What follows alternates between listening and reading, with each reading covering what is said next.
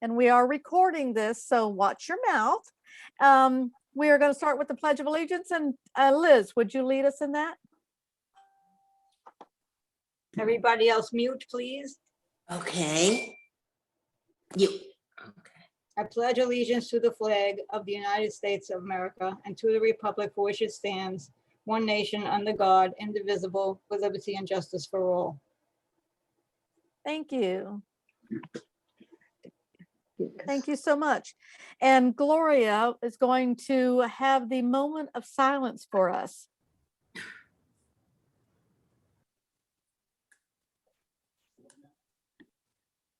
Gloria, are you on? You're unmuted?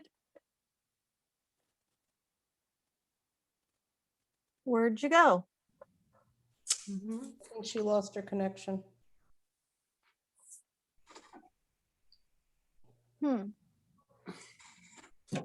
Okay, well, we did. Gifford, is Gloria there?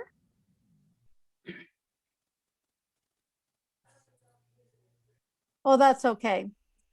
We know what we need to be thinking about and praying about for the prayers, praying people out there. We know that we need to pray for our nation. And, you know, and remember that this is Pride Month, and we need to make sure that we keep our people in our prayers. So here comes Gloria. So sorry. I'm That's sorry okay. because I just lost you.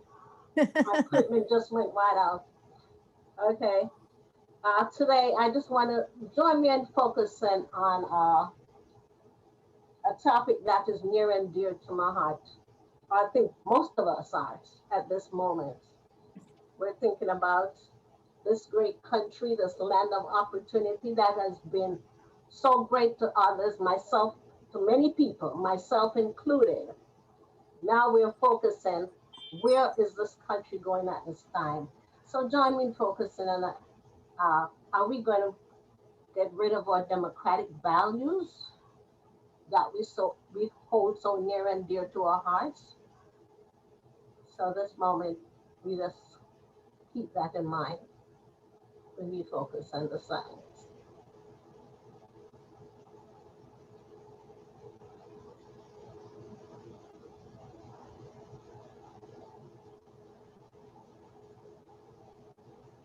Thank you. Thank you. I'm going to see if I can fix it now. Okay. All righty. Well, welcome to the East Hillsborough Democratic Club. I'm so happy to see so many of your smiling faces on here. We're hoping that maybe next month, if I can find a location, that we will be meeting in person. So many organizations are coming out to play, and I'm hoping the East Hillsborough Dems will be the next to meet in person. I'm checking with the O'Briens, and if that doesn't work out, I'll also check with BCB Bowling Alley, see if we can't get in there too, because he's got a nice room. But anyway, please keep an eye on your emails, and Chris will let you know as soon as I know. But if you are a board of director, would you just wave? There's Chris Radelich, Mary Shepard, Janet Nolan, I'm sorry, and Liz Congaro. Who else is on here? There's Walt. Thank you all for being part of this board. Worked hard. We met in person for the first time in over a year last week, and it was really awesome. It was great to see everybody's face. So without further ado, we're going to go right into our guest speaker. And after the guest speaker, I'm going to allow any candidates that are on hand to speak. So Liz, will you introduce? Yes, yes, I will. And I'll also say that if you have questions, he's going to have a PowerPoint presentation. We'll hang on to the questions until the end, if that's okay with you, Chris. And if you want to put your questions in the chat, I can try to consolidate instead of everybody, raising their hand, and I'll ask the question for you. Okay, 1 second.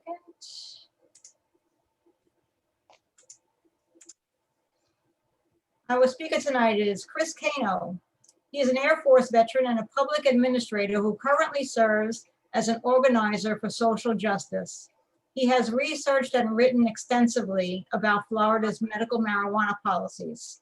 He has experience as a legislative analyst in the Florida legislature, as well as in the pharmaceutical industry.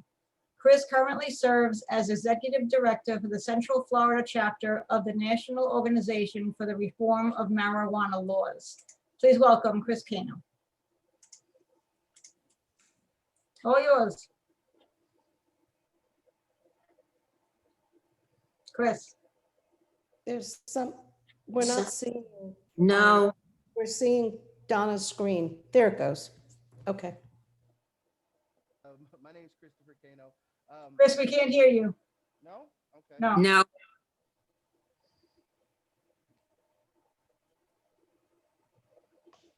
No.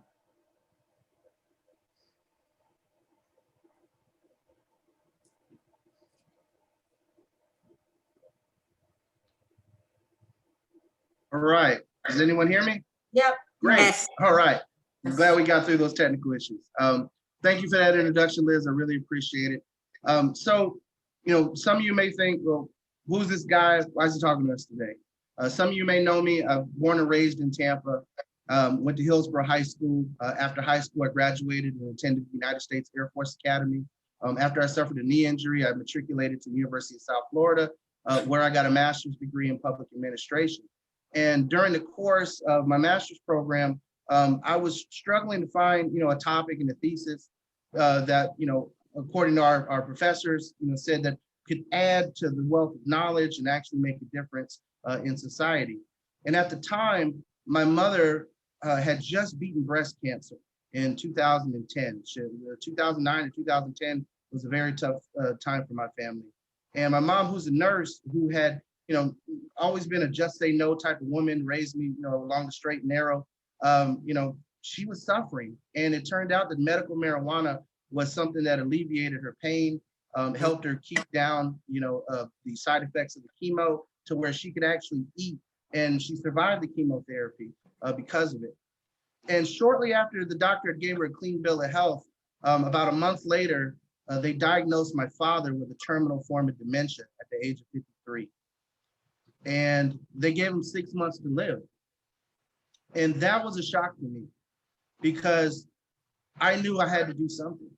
And I'm researching, I'm looking stuff up on the internet, and lo and behold, to find out that our federal government has a patent under the Department of Health and Human Services since 2003 that says that cannabinoids, which are the compounds found in the marijuana plant, in the cannabis plant, can actually treat people who have suffered from strokes, which my father had many strokes during that time that compounded his symptoms, and can be used to help with dementia, Alzheimer's, and other diseases of the brain.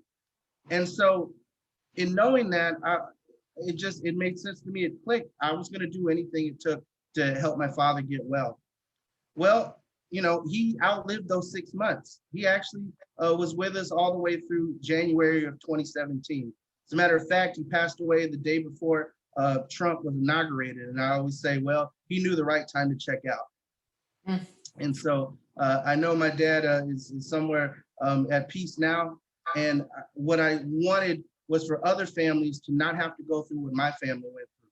Not just the suffering of seeing their loved ones struggle and the doctors telling you that there's no treatments that can help them. But I was arrested in 2014 and charged with felony possession charges for cannabis. And we can get into the ins and outs of whether or not Tampa police lied on reports or doctored evidence or whatever that may be. But the fact of the matter is that if good red-blooded Americans who just want to see their family members healthy can go to jail over something like this, then it is clearly a policy that needs to change. And so in my master's program, I had the opportunity to research this significantly, produced a 53-page dissertation in which my professors were like, well, you better pass out joints if you expect me to read a 53-page report on marijuana. And, all humor aside, looking at what Florida's system is today and what other states have, I have a presentation here for you that's really going to compare and contrast, what we're facing in this country when it comes to marijuana prohibition. I'm going to explain to you how the history of it and how it even came about, because many of you may be shocked to learn that marijuana was not always illegal in this country. In fact, it was a crop that was a cash crop for America. And we'll touch on a little bit of American history as well in this and how it actually helped save our republic during the Revolutionary War. So I'm going to share my screen now. One moment here. If someone can make me a co-host so I can enable screen sharing, I'll be able to share my screen. I'm unable to share right now without screen sharing privileges. Thank you so much. Awesome. All right. You present. Come up, present. No? Slideshow. Okay. Haven't used PowerPoint in a while. Okay. So criminal justice reform is something that the broad term a lot of people use right now. But it is, to me, the opposite of what we see being pushed by people across the aisle and by the people that are funding their campaigns, which is the new Jim Crow. And if you've ever had the opportunity to read the book, The New Jim Crow by Michelle Alexander, take that and reread it. I mean, it's relevant to much of the topics that we're talking about today.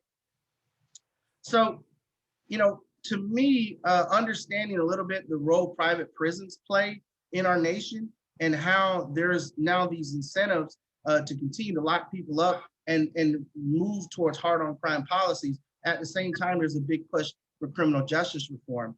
And the two largest private prisons in America, the GEO Group and Core Civic, are leading donors to the Republican Party.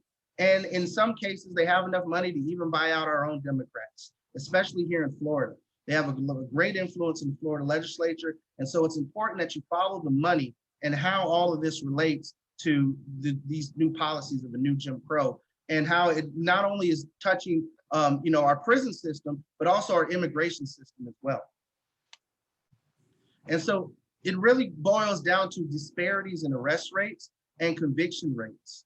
You know, the fact of the matter is that through my own experience, I saw it firsthand. I saw that when I went to those rehabilitation classes that were court-ordered at DACO, you could see, you could pick on one hand how many minorities were in the room. But when you went to court to report into the judge, I mean, it was really hard to find a white face in there that wasn't a lawyer. And to see that disparity in the same program, in the same system, to me was a first-hand point of view. And these stats here, are stark. And those, the fact is that Caucasians, African Americans, and Latinos all about the same rates utilize cannabis. But what we're seeing is disparate numbers in arrests and convictions among Black and Latino communities. And it goes down to policing. In 2016, I had the opportunity to argue before the Lakeland City Council on a decriminalization ordinance, much in the same way that the city of Tampa has an ordinance decriminalizing cannabis possession for simple misdemeanor possession, which is considered 20 grams or less.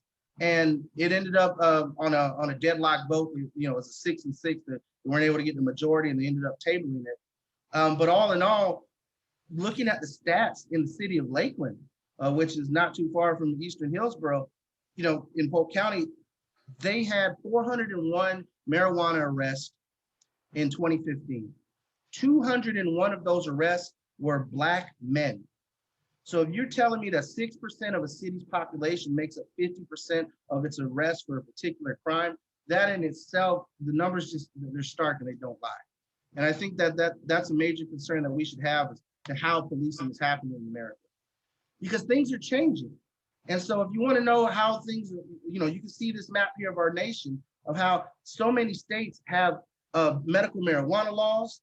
So many states are now legalizing marijuana for adult use. Some people like to call it recreational. In my point of view, that term recreational oftentimes is pushed by folks who are advocates of prohibition, and they oppose marijuana legalization. And so, they use this term recreational to make it seem fun and exciting. But the truth is, adult use just means that any adult 21 and up should be able to not have to jump through hoops and go to a doctor to be able to utilize it. And Washington State is the only state in the country where they have an adult use program and they don't have a medical program. Part of their adult use legalization was to cannibalize their medical program, and everybody has access to it. As a matter of fact, you may have saw the news story today where they're now giving jabs for joints. If you get your COVID vaccine, the state will essentially subsidize for you to get a free joint from one of their local dispensaries. So the politicians out there in Washington State definitely have a different point of view and a different viewpoint than us here. But as you can see on this map, there's a big gap as to where you see legalization. It's in the Bible Belt, it's in the South.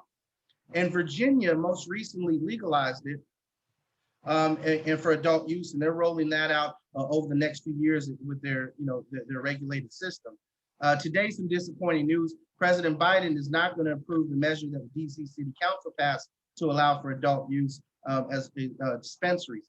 DC itself has this weird program where you can't buy and sell it, but you can gift it to somebody. So you can go get a $150 smoothie in DC and it comes with a complimentary ounce of marijuana. So it's interesting that we have these different hoops that are necessary to jump through. And I just wanted to point out where we're at in this country and trending, because this map looked a lot different just a year ago, just 5 years ago. You could, on one hand count how many states were here. And here we are today with one state after another. Texas just recently, passed a more restrictive medical marijuana program. Alabama is the newest one to pass a medical marijuana program. So we're seeing, the only state in the country without any type of access to medical marijuana really is Idaho. These other states have very restrictive laws around what access is, but the fact is that more states are moving along. So I took us to where we are, and I want to take us back for a moment so you can see that cannabis, marijuana, those are terms that, marijuana is the popular term that was popularized in the 20th century, but cannabis as itself, as a plant, has been used since the beginning of human civilization. In China, they used it for a number of different uses, including medicinal uses, but also industrial uses, and using it in their bowstrings as hemp products or in paper or in clothing. In India, it is part of their culture where they actually, during holy festivals in their country to this day, have government-run shops that will sell bhang, which is essentially a mixture of cannabis with milk, butter, mangoes, and other spices. It also it's listed in some of the holy books as a medicine. In the Levant, in the Holy Land, it was actually, in some biblical scholars will argue this, it was a key ingredient into the anointing oil that the Hebrews used on the Ark of the Covenant. And then in Europe, it had been used, from the Greeks to the Thracians, the Romans, all utilized it medically. So then, how do we get to where we are? Well, the Spanish and English colonists brought cannabis to the New World. They needed hemp. And it's funny because King Henry actually decreed that all English colonists should have to grow hemp for the crown. And then in Queen Elizabeth first actually imposed a fine of £5 on anyone who was failing to supply the crown with hemp. And, the Jamestown colonists utilized it. Rope walk factories took up in the colonies of Massachusetts, Connecticut. And it was actually a group of guys getting off work at a rope walk that were part of the protests that led to the Boston Massacre. And so, understanding that this plant and people who have used the plant, people who have worked it, processed it, are, histories are intertwined. So as a matter of fact, I have a picture up here of a $10 bill from 1914, which actually shows someone cultivating hemp, and then the hemp rope walks here on the back of that. In the bottom right-hand corner, you actually can see slaves here on a Kentucky hemp plantation, because in Kentucky, they actually utilized hemp as their main cash crop, while a lot of other states were utilizing cotton. And in the system in Kentucky, while slavery is a horrible institution, they did have a quota-based system, which allowed for a slave to earn a wage, and many slaves were able to harvest enough hemp to actually buy their own freedom in Kentucky between the 1850s and 1870s. 1865, rather, sorry. And then, so just moving through this, how did it become illegal then if it was part of our nation? And it was at the turn of the 20th century that you started to see some interesting changes with the yellow journalism of the era, and understanding that there were people, and in particular, rich, very rich people who had a vested interest in seeing this shot down. One of them was, of course, William Randolph Hearst, who ran Hearst Publishing. He actually would do everything he can to scare the American public around the dangers of immigrants bringing marijuana into this country, in particular Mexican immigrants. And so we see a lot of anti-Latino and anti-African-American sentiments published in Hearst papers and attempting to tie these communities to rampant drug use that was happening in the early 20th century. And so the Federal Bureau of Narcotics was founded in the early part of the 20th century, way before we had the DEA. And the first commissioner of the Federal Bureau of Narcotics was a very horrible racist known as Harry Anslinger. And Harry Anslinger was the product of Reefer Madness, which is a movie many of you probably have seen over the course of the years. But he wanted to go out of his way to make sure that African-American and Latino communities were criminalized for any type of drug use. And they actually arrested Louis Armstrong for smoking marijuana and made him do, a lot of unnecessary, public type of things, that we often see celebrities do even to this day when they get in trouble for, drug use or other things of that. And in 1937, Anslinger helped craft the Marijuana Tax Act and get it pushed through Congress using key allies. And, understanding that there were, between the Hearst Corporation and the DuPont Corporation, very rich stakeholders who wanted to see the hemp crop, which was a direct threat to, many of the things that they were pushing, like plastics, synthetic oils, which can be also grown sustainably through the hemp crops. And so, the Marijuana Tax Act passed in 1937, which essentially said you had to have one of these special tax stamps. Well, the only way to acquire one was you actually had to bring your cannabis into a government building and have it inspected. And regardless of, that catch-22, it is illegal to bring any type of drug into a government building in any time frame. And so in 1969, the Marijuana Tax Act was actually knocked down by the Supreme Court. Unfortunately, the Nixon administration was in power. And the Nixon administration, as you can see here, John Ehrlichman, who was one of Nixon's, counsels and domestic policy advisors, was later quoted as they knew exactly what they were doing. And, they had two key enemies, the anti-war left and, Black people fighting for civil rights. And they knew they couldn't make it illegal to be Black or be against the war, but they did know that they could use the war on drugs as a way to overly criminalize their political enemies. And that's why marijuana, in particular, cannabis, is listed as a Schedule I drug in the Controlled Substances Act.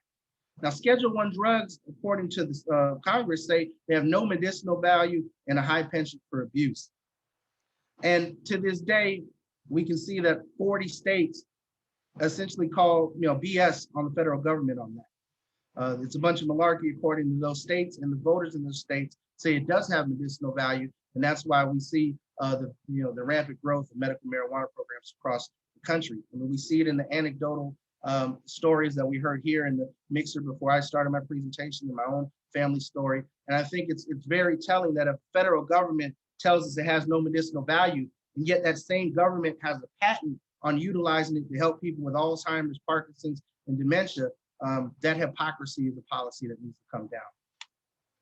And so understanding again that private prisons, immigration detention centers, and other corporations that are threatened by this business model are going to continue to push as hard as they can to make sure it stays illegal. And you can see the growth of the private prison sector over the years, and understanding that some of these private prison companies were founded by key Republicans. As a matter of fact, Core Civic originally started out as Correction Corporations of America, which was founded by the chairman of the Tennessee Republican Party. And they spent a lot of money in political contributions. And some of you may have 401ks. And you can see here that some of the people you may have invested your 401ks with are heavily investing in these private prisons, which are not only stacked full of Black and Latino prisoners, but now are opening up immigration detention centers, and they're packing in people in inhumane conditions there. So looking at what the real cost of prohibition is, I mean, you see inflated police budgets, a militarization of the police. You see, people arrested on suspicion of crimes and drugs even being planted on them by folks by cops who are pressed to meet their quotas, if you will. And the Harvard Department of Economics shows that we could actually tax marijuana legally and generate billions of dollars in tax revenue, which could pay for free college, Medicare for all, infrastructure plans.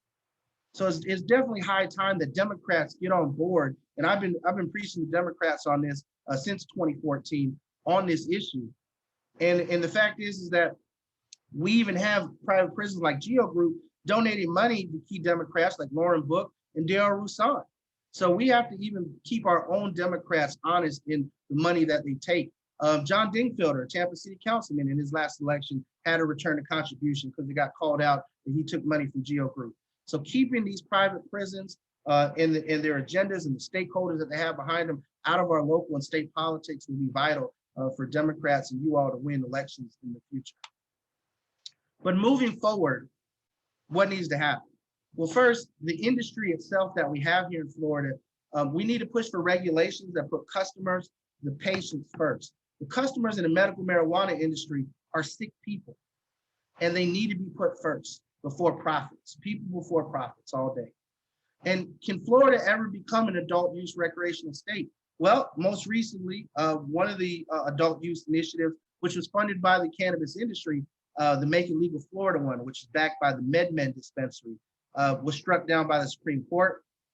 Joe Redner, who wanted to open up his own dispensary in Tampa, he sued the government and he won both in the lower courts and at the appellate court. And he lost recently, according to the Supreme Court, in a 6-1 decision, keeping Florida's current medical marijuana program intact and not striking it down for being a cartel structure. Well, not allowing folks, mom and pop shops, and any business owner to get access to open up a dispensary. So if we're going to see adult use, it's going to have to probably come via citizen initiative, because the supermajority in the Republican legislature, as you can see, are not going to cross some of their biggest donors to be progressive on this issue. And so, we still have the ability to push for local criminal justice reform with, the city ordinances and county ordinances that we're seeing. There are 11 municipalities across the state of Florida that have decriminalized it. And then lastly, you yourself can get involved. And, you can join our organization. We can connect you with like-minded advocates and patients over at Suncoast Normal. We recently rebranded from being the Central Florida chapter to the Suncoast chapter since we helped some of our friends in Orlando start their own independent chapter.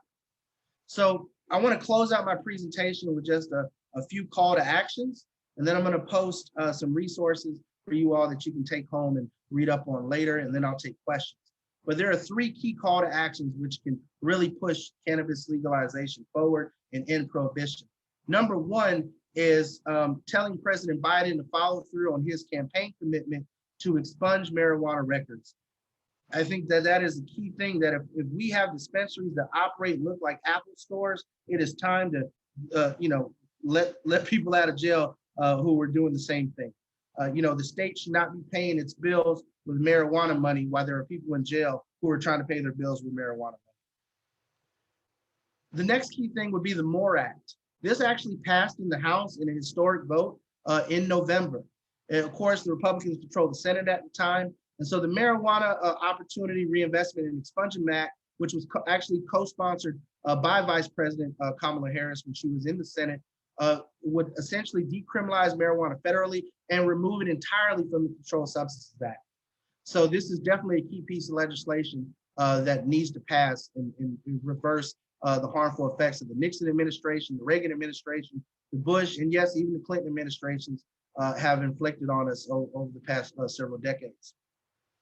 And then the last piece on this call to action is to pass a key Veterans Access Bill, which will allow VA doctors across the country in states where it's legal to recommend medical cannabis to our veterans.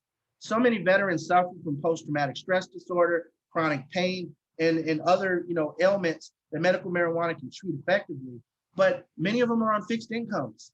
They don't have the ability to spend $300 on a doctor's visit out of pocket, out of network, in addition to having to pay the state $75 to renew their medical marijuana cards. And shout out to Senator Janet Cruz, who actually sponsored a bill to waive the $75 fee for our veterans here in Florida. Fortunately, didn't get any traction, as most Democratic bills did this session. And so that's essentially some key things that you can do yourself to get involved now. And I'm going to drop the links to these in the chat. And then you all can, of course, feel free to send a letter to your either member of Congress or, President Biden, and asking him to follow through on his promises. So here is the call to action to ask President Biden to expunge records. And then here is the call to action to the MORE Act, which would decriminalize cannabis federally.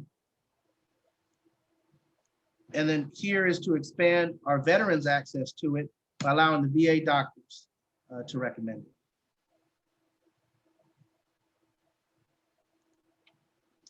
So I'll just pause there and see if anybody has any questions. Thank you, Chris. I have a couple questions for you here. Is it true that a good percentage of the cannabis is grown in Canada and not so much here in the US? I'm sorry, not coming through. Let me try and see if I can fix the sound here.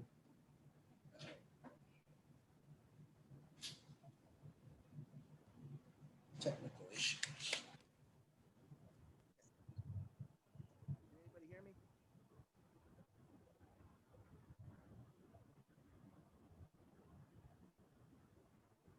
All right, can you hear me okay? No. No? Okay. I can hear you though. Ask your question, I can hear you. Okay, I was just going to ask you, is it true that a good percentage of the plants are grown in Canada and not in the US?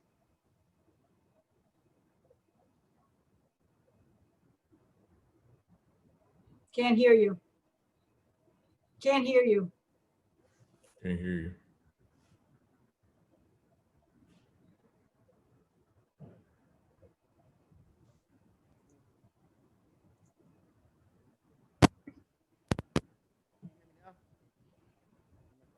A little bit. Now. Got it all the way up. Very low. All right, I'm coming in low. All right, let's see if I can. All right, am I coming in okay? Very low. Very low. All right, I'll speak very loud. Can you hear me now? I'll turn on my volume. Okay, so yes, that was true a few years ago, but since Nikki Fried became our agricultural commissioner in Florida, she has since started to give out licenses for hemp in the state of Florida, and we now have domestic hemp crops being grown legally in Florida. Now, the only people who can grow medical marijuana in Florida are licensed medical marijuana treatment centers. There are 22 of them in Florida, and currently, I believe 16 of them actually grow plants. Okay.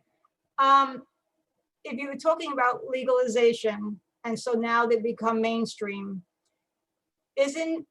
once we start taxing it like cigarettes, once we start regulating it like cigarettes and alcohol and gas and everything else that gets overtaxed, isn't it going to be cost prohibitive to become legal because no one can afford it, and black market would still be cheaper?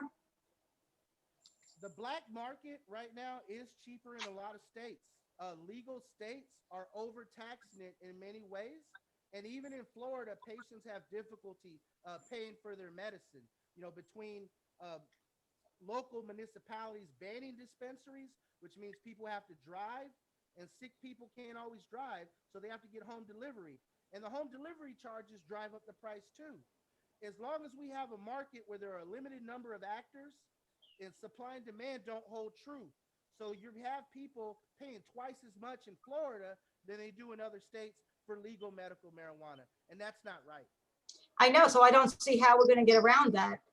If we're going to be taxing it, to make it legal is going to be it's not going to work because people aren't going to be able to afford it. And they're always going to go behind, and it can't be government regulated in order to be affordable. Well, the MORE Act did some interesting things in regards to creating a federal taxing structure. All in all, this plant can be grown affordably in your own backyard.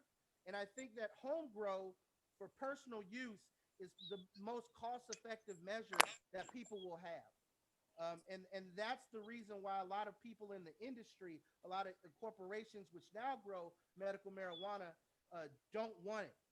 They don't want to see home grow. Right. So can you explain the difference between recreational marijuana and medical marijuana?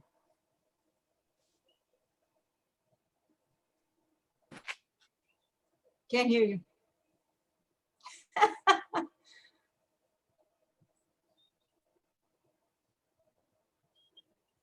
We heard you good with the presentation.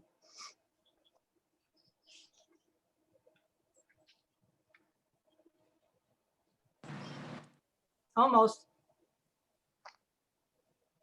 All right.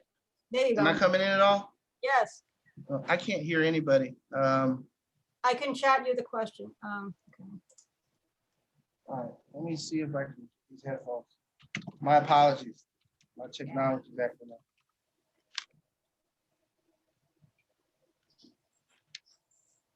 Okay. Can you hear See me? if this will work. Can you hear me? Sorry. Mm. Can you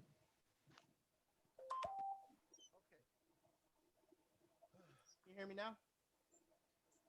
No. This is, my apologies. There's an I don't know why electricity this is not outage. working. Can you hear me? Another Yes, one. I can hear you. All right, I'll chat you. the His question. headphone doesn't work. We haven't lost it.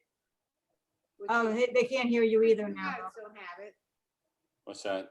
Well, I just got an alert for an electricity outage. Mhm. We heard you good with the presentation, so whatever you were doing there.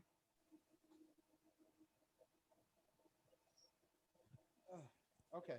Okay. I don't know why this is not working. Why is this not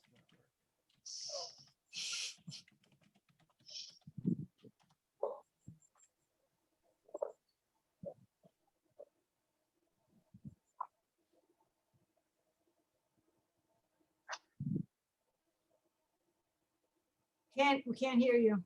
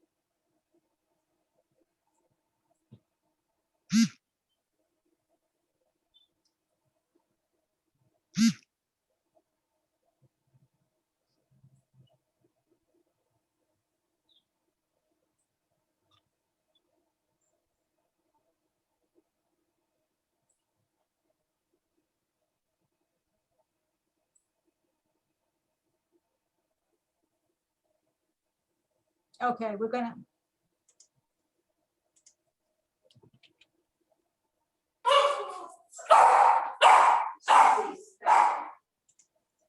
Okay, we're gonna be cutting off the questions and answers because we can't get this to go.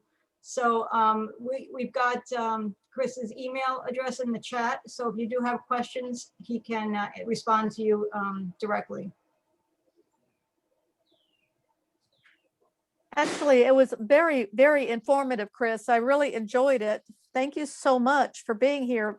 And perhaps when we're meeting in person, we can get you to come back and give us an update on to what is happening with the marijuana and legalization. I know a lot of us are interested. So what we're going to do now is we do have a candidate in the House, and I would like to give him a few minutes to tell us exactly what he is running for, the area that he's running in, and what he wants to take to, I believe, the Senate. So if you would, Michael Harvey, unmute yourself and come on in. Well, good evening, ladies and gentlemen. My name is Michael Harvey. I'm currently a resident of New Tampa. I'm running for State Senate, Senate District 20, a seat currently held by a Republican, Danny Burgess. It's a seat that he won in a special election in 2020. So it's up again for re-election in 2022 because he finished out the term of someone else. And it is my firm belief that a Democrat deserves to be in that seat, and I hope to be that Democrat.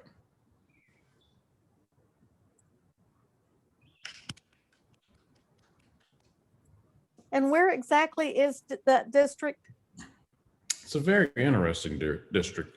It encompasses the northern part of Hillsborough County, the southern half of Pasco County, and a slither of the western portion of Polk County. Republicans hold about a 4,000 vote advantage.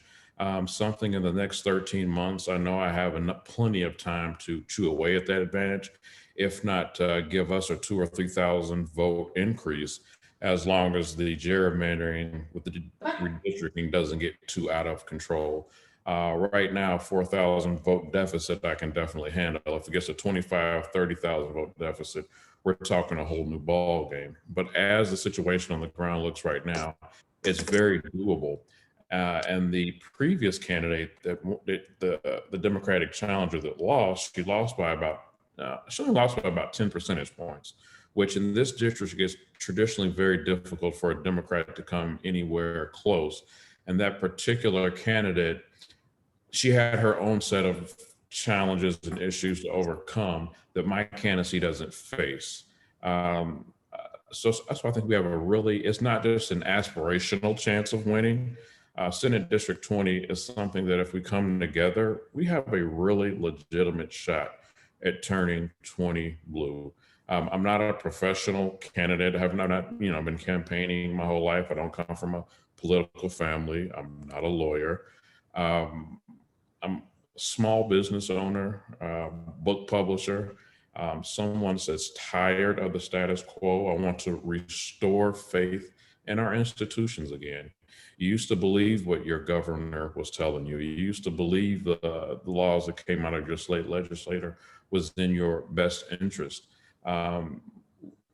When someone asks you who you are or what you did, it didn't matter if you were a Democrat or a Republican. You can just have a conversation.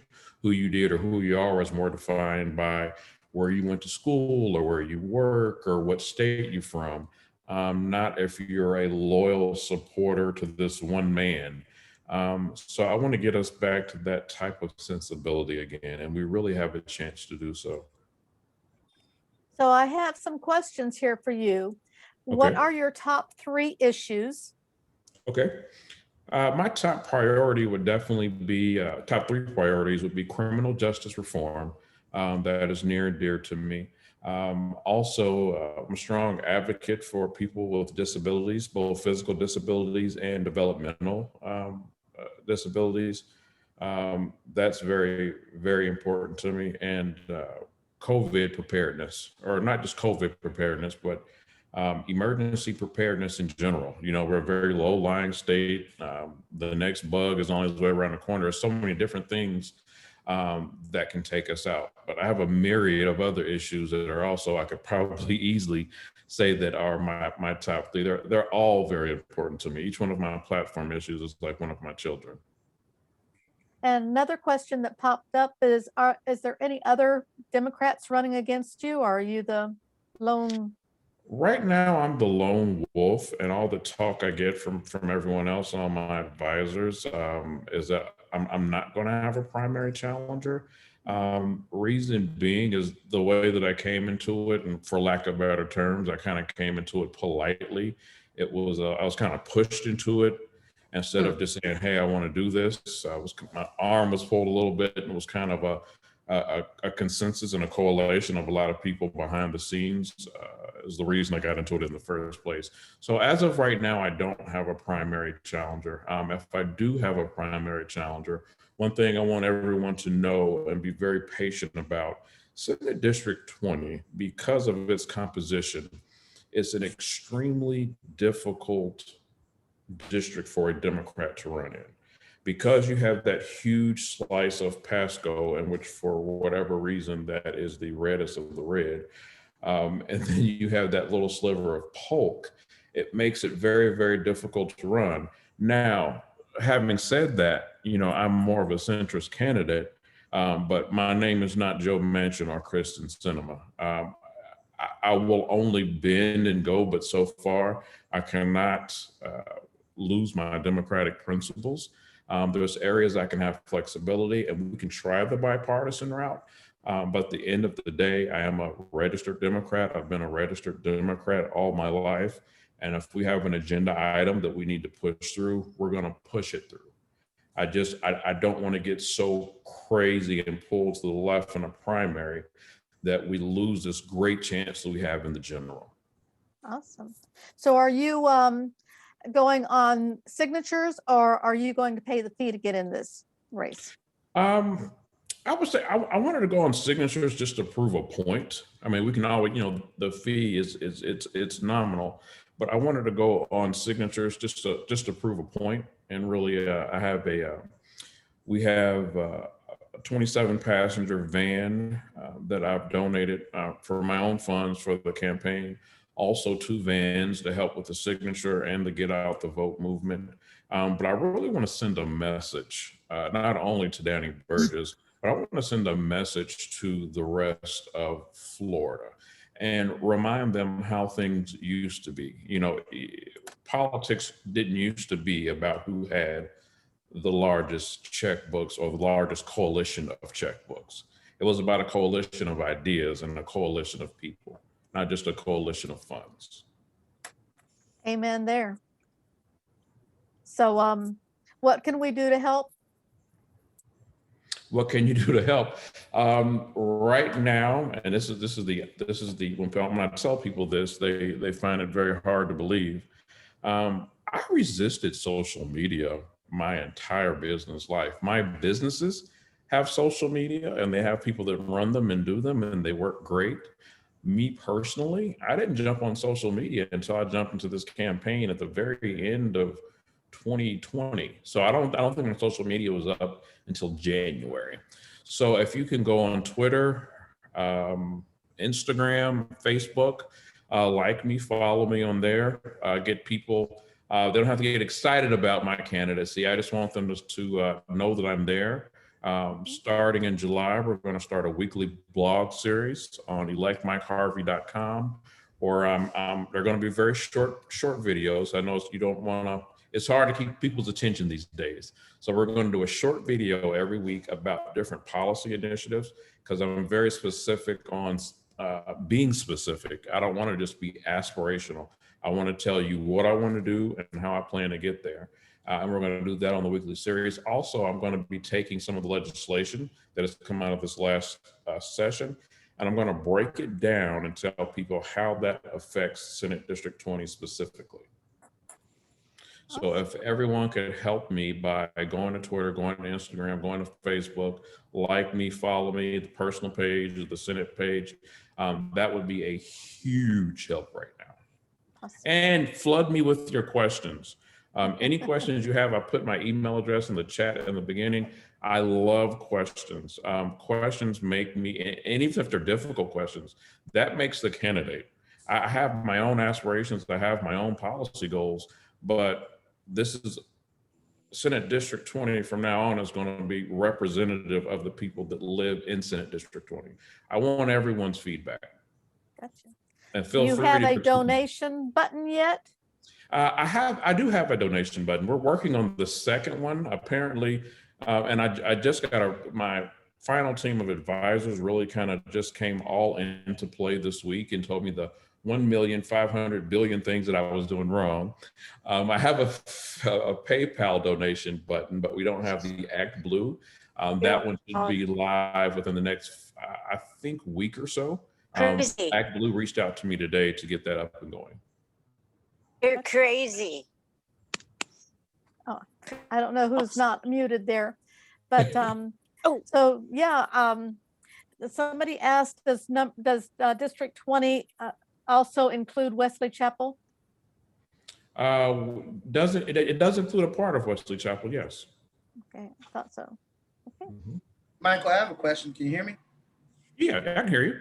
Oh, good. I finally fixed the problem with Mike. Okay, go. Oh, good. I can ask you a question too. Sure. Well, one of the key bills that we wrote and sponsored this year that was tanked by Republican leadership was a public employee protections bill. Will you support employment protections for medical marijuana patients? Employee protections for medical, of course. Beyond a shadow of a doubt. That's a very easy one. And I had a quick question for you. I'm a proponent of not only medical marijuana, but I'm also a proponent for responsible adult marijuana use. One pushback that I'm getting a lot on the stump is I get a lot of Republicans tell me the dangers of THC. And I've had two people reference a University of Missouri study that says that it can be, the THC in the marijuana can be re-engineered and basically boosted to a level that's so high that an individual can overdose on it. In my entire adult life, I've never heard of anybody overdosing on marijuana. I've heard them killing themselves with heroin, alcohol, which is totally legal.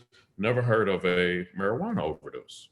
Well, the reason you never heard of a marijuana overdose is because the receptors which bond to cannabinoids, we have a system in our body which was discovered in the 90s called the endocannabinoid system. And it connects our nervous system, our immune systems, and our body naturally produces chemicals called endogenous cannabinoids, which help us with inflammation, which helps with regulating sleep, appetite. And that is why you see cannabis work for a wide variety of symptoms, because the phytocannabinoids which exist in the plant are mirrored of the natural ones that are produced in our body. Now, the cannabinoid receptors do not exist in the respiratory system to the point where it doesn't matter how much THC you ingest, you will never stop breathing, which is why you don't see people overdose. Unlike opioids, which are respiratory suppressants. That's why, see when people are terminally ill in the hospital, they'll give them a lethal dose of fentanyl, they'll go to sleep and they'll just stop breathing in their sleep. And so, that is the key thing that we have to fight now is bad science, which is funded by a key group called Smart Approaches to Marijuana, which is run by Kevin Sabet, who is a professor from the University of Florida and the former drug czar under the George W. Bush administration. So you're going to see a lot of bad science policies pushed by them. And we even saw them in our Florida legislature this year, which they did a whole presentation with Dr. Bess Madras from Harvard. And they basically put out a whole bunch of science, which has already been debunked in other states. Thank you, Chris. For that. I appreciate that. And I'm happy to take any other questions in regards to the presentation or anything, now that I have the technology working. My apologies. Great. Michael, before we move on, Chris Radulich posted in the chat box, June the 19th, the HDEC is having a candidate training. And I advise you, I took the Kevin Winsel course when I was running. He's awesome. You'll learn an awful lot by getting involved in that. So sign up. Quick question. You know the time frame for that training? Chris, did you put that in there? Take a look. It's on Mobilize. Okay. The HDEC, but I imagine it's going to be lengthy, a couple of hours. Okay, no worries. Yeah, I drove over to Daytona to take his course, and I brought him back to Hillsborough County. I told him we need it there. He's an awesome educator when it comes to candidates and educating even the volunteers. So if anybody who wants to volunteer for a candidate should be taking his course and sign up. Thank you for that. I appreciate that. Absolutely. Any questions for Chris or Michael? I'm putting some in the chat for him. Great. Michael, as a candidate, one resource I would point you to is our normal fact sheet database, which has a compilation of many studies there. And so some of those anti-talking points you might run into, there'll be pro-talking points and scientific studies to help back up your platform for you. That is awesome. Can you email those to me? Are they in the chat? I just dropped it in the chat. It's the normal.org and then marijuana fact sheets. If Got you it. click it, you can bookmark it. Doing so right now. Yep. So Liz, your question around does THC hinder a person on driving? So you should not operate heavy machinery under the influence of any type of drug.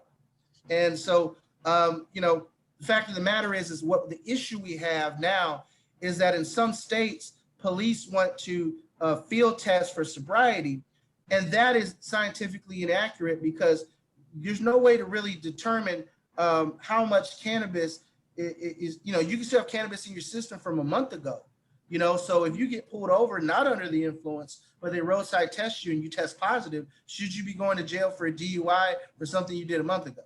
So that's really the main issue behind driving. But again, it's a medicine. You shouldn't utilize it while you're driving. You know, in other states like Virginia, they've changed some of the laws to be more proactive in regards to criminal justice reform. So the smell of marijuana is no longer a searchable probable cause in the state of Virginia. And so those are some of the, you know, concerns that folks have. You know, you're concerned about, since it's a prescription, will the medical doctor, you know, will insurance eventually pay for it?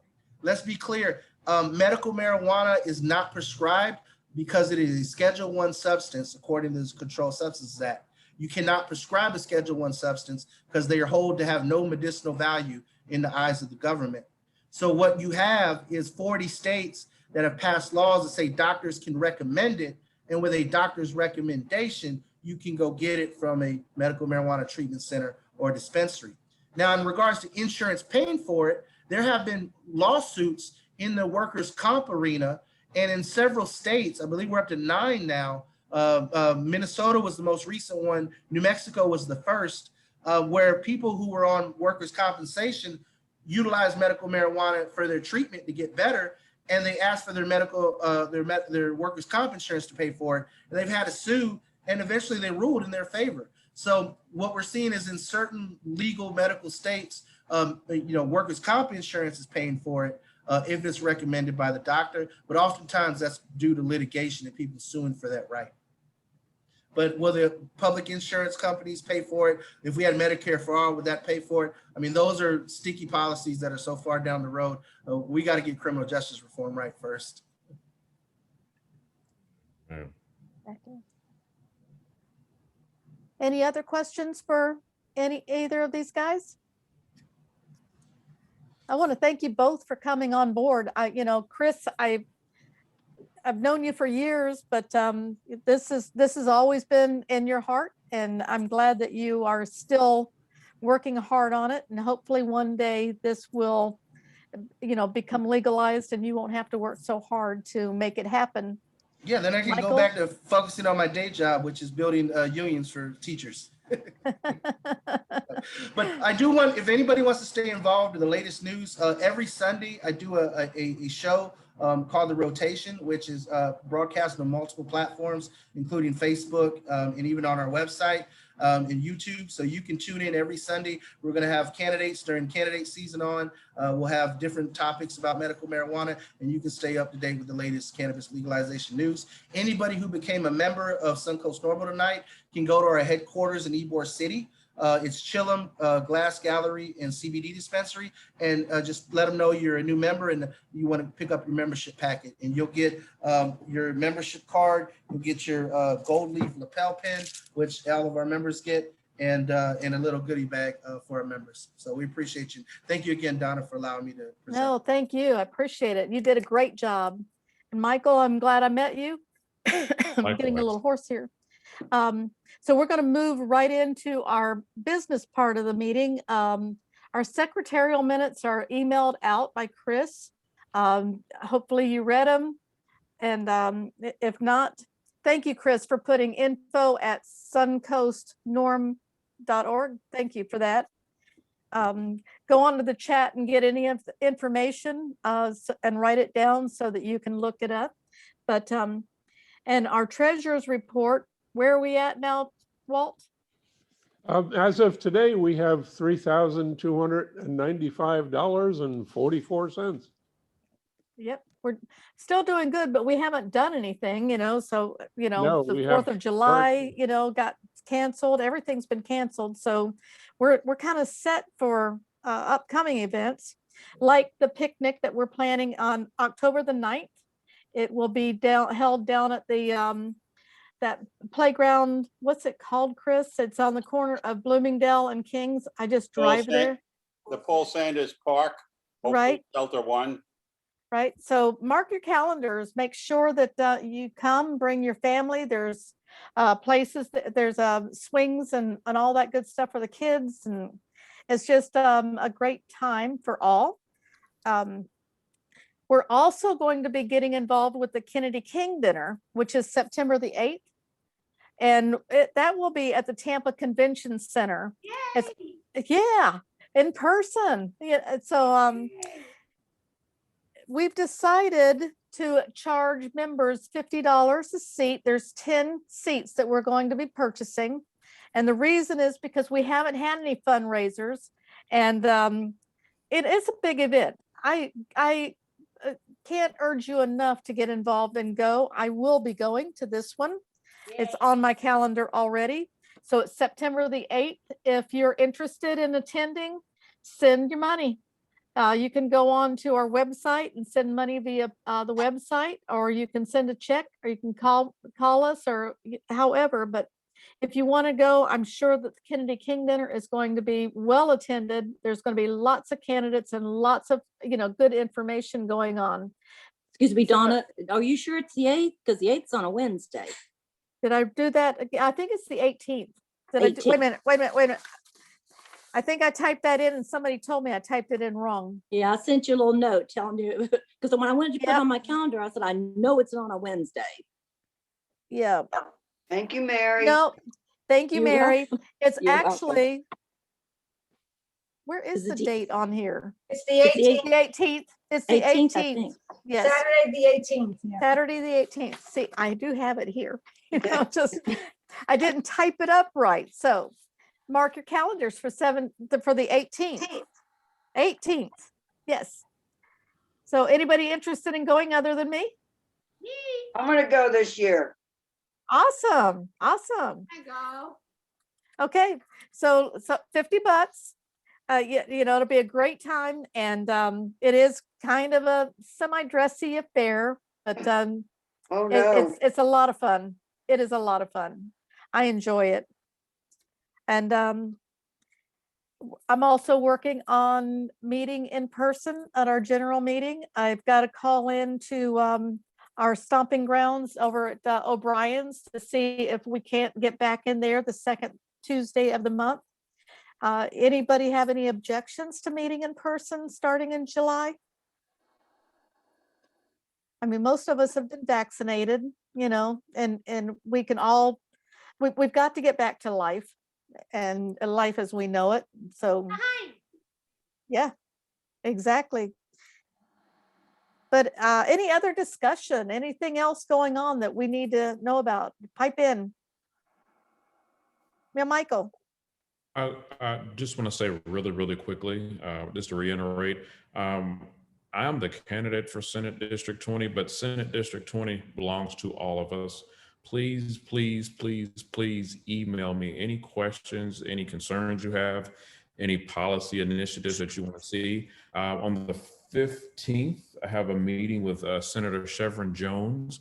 We're going to be discussing Senate District 20. He's in Southern Florida, but he's still in the state Senate. I want to represent us everywhere that we go. I'm the candidate, but it's our district. So the more input that I have from everyone, the stronger that makes our district. That's great. Oh, and any activities that you have going, anything that at events or whatever, you need to get those to Chris, and so he can get them on our website calendar. Okay, I appreciate that. Yeah. I just put you down that we're following you from the East Hillsborough Dems Club. So we got you following on Twitter, Instagram, and Facebook. Thank There you you so go. much. I really That was appreciate it. fast. That was fast. It doesn't take much time. And That was awesome. yeah, we'll share any kind of events you have going on, and we'll send them out and like everything you put out there. Thank you so much. You're welcome. Yeah, no, good luck. And let us know how we can help. If you're going out and you need lit dropped, let us know. Well, we got that big bus. We're going to fill it up. Hey, you know what, guys? He's got a big bus, and the 4th of July parade is coming up next year. There you go. See, you're caught. You're caught. Any other discussions? Anything going on, guys? I'll say that recently we just, hello, Michael, thank you so much for your candidacy. Thank you. I appreciate the support. I really do. It means it's such a humbling feeling. Thank you so much. Absolutely. We're looking forward to hopefully flipping this seat and making it Democrat. We will. It's more than aspirational this time. I mean, it's really going to happen. Yep. We're looking forward to it. So thank you so much for your candidacy. I just wanted to say real quick, it's nice to be back and looking forward to possibly getting back to in-person meetings. Awesome. Jennifer Yes. Moore has your hands raised. So I'm also involved with the Democratic Women's Club, and we have a goal of opening or reopening a Democratic Women's Club in Pasco, because we had women who were volunteering in North Hillsborough from Pasco County.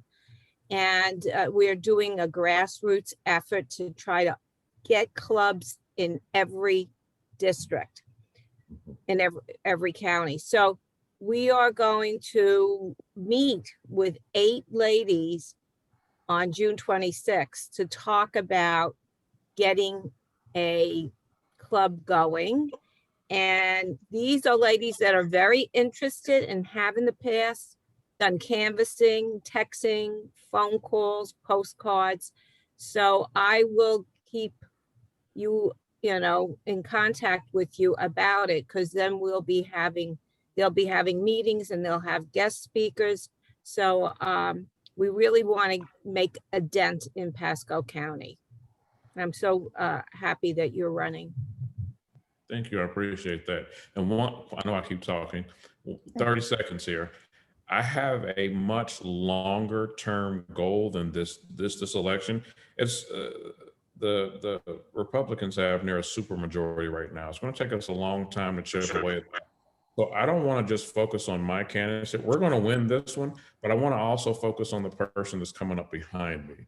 So I know I have a lot of work to do on myself, but simultaneously, I want to think about who I can bring behind me. I want to turn Senate District 20 blue, and then we want to keep it blue as we're turning some of the other districts. So let's also have that in mind. Let's promote, encourage. It's very difficult to run and work, but it's doable. Let's find people that really have a passion for Senate District 20, and let's encourage them to run. Voter registration is one of the ways that we can turn that whole district blue. So if you have opportunities, please let us know. Yep, we're going to turn it blue and keep it blue. Mm-hmm. Awesome. So our next month's speaker is going to be Rich Henning, and he is with NOAA meteorologist. Now, that should be interesting. And so I hope that you will all tune in and learn more about meteorology. And there's a lot happening out there in our space world. And so I'm kind of looking forward to that as well. And I'm hoping that it will be in person. So please keep an eye out on your emails, and we will, so that we can let you know whether we're going to go through another Zoom meeting or we'll be meeting in person. So if no one else has anything else on the agenda, I'm going to move to adjourn it. A second. All righty. Y'all have a great evening, and I will see you in hopefully a couple of weeks. Okay. Okay. Night. Next meeting, Bye, everyone. everybody. Night. Bye. See you tomorrow night, Jennifer. Great evening.